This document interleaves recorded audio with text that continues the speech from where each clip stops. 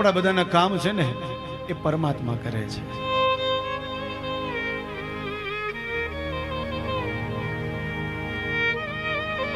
તો ભાગ્યોદયેન બહુ જન્મ સમર્જિતેન સત્સંગમમ ચલવતે પુરુષો યદાવે. આજે ભાગ્યનો ઉદય થયો છે ને તો સંતોનું મિલન થયું અને સંતોએ આ જ્ઞાન આપ્યું. સનત કુમારોએ નારદજી કહે છે કે હે સનત કુમારો, બોલો આપણે ક્યારથી કથા પ્રારંભ કરવી છે? મેં કથાના પ્રારંભમાં જ કહ્યું ને કે ઘણા લોકોને કથા કરવી છે, કથા કરવી છે, કથા કરવી છે, કે કરી શકતા નથી. અરે ભાગવત નહીં, સત્યનારાયણ દેવની કથા પણ નથી કરી શકતા. બોલો રાધે રાધે. એ આમને કથા કરતા કરવી કરવી કરવી કરતા વહી જાય.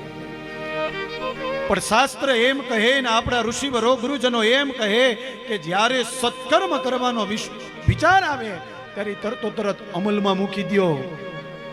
એ અમલમાં મૂકશો ને એટલે પરમાત્માનો સાથ તમને મળશે ને તમારું કાર્ય પરિપૂર્ણ થશે.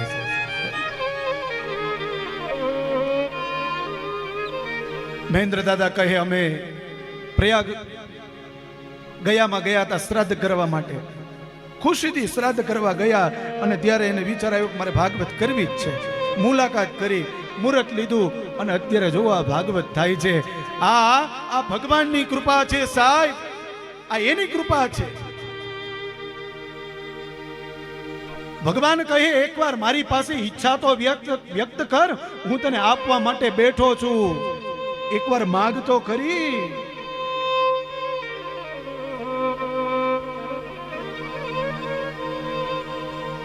અને આ પરમાત્મા ખૂબ દયાળુ છે, એ આપી જ દે છે સાહેબ, હાજરા હજુર છે.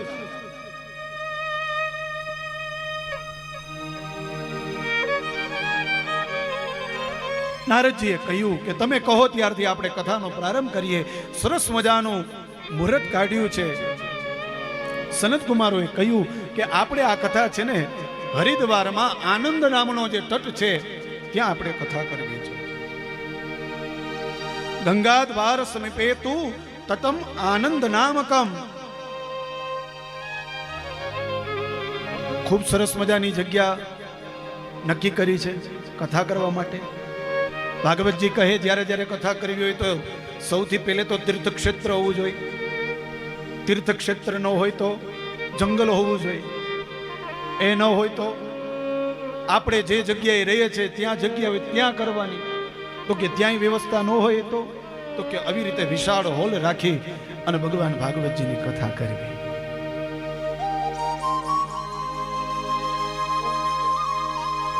તો આજે તીર્થક્ષેત્રની અંદર ગંગાના દ્વારમાં આનંદ નામનો જે તટ છે ત્યાં ભાગવત કથાનું દિવ્ય આયોજન કર્યું છે. એ મુહૂર્ત આવ્યું છે. પત્રિકા સરસ મજાની બનાવી છે અને પત્રિકામાં લખ્યું છે શ્રી ભાગવત પિયુષ પાનાય રસલંપટા ધાવંતો પ્યાયયુ સર્વે પ્રથમમ એ ચ વૈષ્ણવા. હે વૈષ્ણવો, આ દિવ્ય સ્થાનમાં આ ભાગવત કથા થવા જઈ રહી છે. આપ બધા કથાનું શ્રવણ કરવા માટે પધારો. આવી આમંત્રણ પત્રિકા બનાવી અને બધાને આપી છે. એક ઋષિવરને આપી, એક ઋષિવરે બીજા 5 ને આપી, બીજા 5 બીજા 50 ને આપી.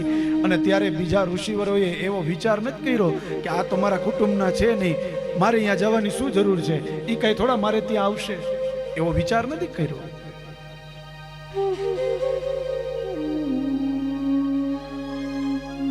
પણ આજે એ દિવ્ય મુહૂર્ત આવ્યું છે. ઘણા બધા ઋષિમુનિઓ ભેગા થયા છે અને ભેગા મળી અને ગંગાજીના દ્વારે આવ્યા છે. એક એક પછી એક એક શ્લોકો, અદ્ભુત શ્લોકો બોલાય છે. ભૃગુર વસિષ્ઠ ચ્યવનશ્ચ ગૌતમો ભૃગુર વસિષ્ઠ ચ્યવનશ્ચ ગૌતમો મેધાતિથિ દેવલ દેવરાતો મેધાતિથિ દેવલ દેવરાતો રામસ્તથા ગાધિસુત શાકલો રામ કથા ગાધી સુતશ્ચ શાકલો રામસ્તથા ગાધીસુતશ્ચ શાકલો રામસ્તથા ગાધી સુતશ્ચ શાકલો ભૃકુંડ પુત્રા નિજ પીપલા ભૂખંડુ પુત્ર દ્વિજ પીપલા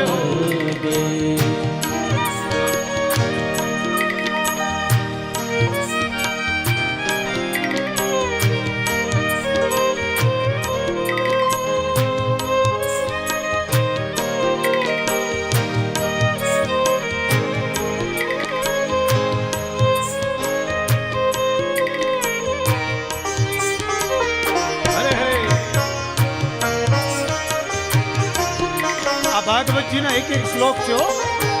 અદ્ભુત શ્લોક છે આ. ખાલી શ્લોક તમે સાંભળી લ્યો ને તો તમારા જીવનમાં કરેલા જે કાંઈ પણ નાના મોટા પ્રકારના પાપ છે ને એ બધા પાપ ધોવાઈ જાય છે.